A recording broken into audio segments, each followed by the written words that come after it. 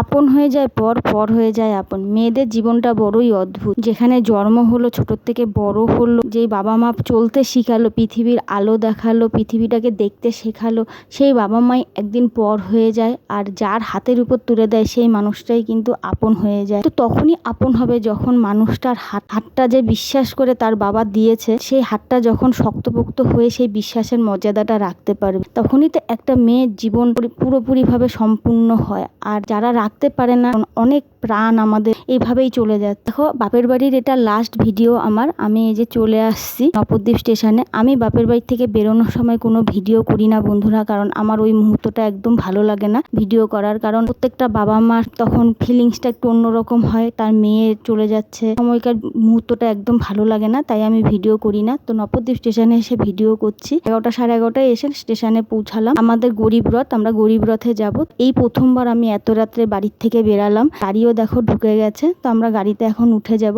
আর আমাদের যেন সিটগুলো মানে এক একজন আর এক এক জায়গায় পড়েছে। আমি আর ছেলে একই কোচেই আছি, হ্যাঁ। আর আমার বর হচ্ছে একদম G14-এ আছে, আর আমরা G6-এ আছি। রাতেবেলা আর কি ভিডিও করব, তাও একটু গাড়িতে ওঠার পরে একটু ভিডিও করলাম। সকালবেলা তো এখন উঠে গেলাম, উঠে দেখো এখন বসে আছি, ফ্রেশ হয়েছি, ফ্রেশ হয়ে বসে আছি। কারণ কিছু খাবো না, যেহেতু প্রথম সোমবার ছিল, আমি উপোস আছি, ওই জন্য আর কিছু খাইনি।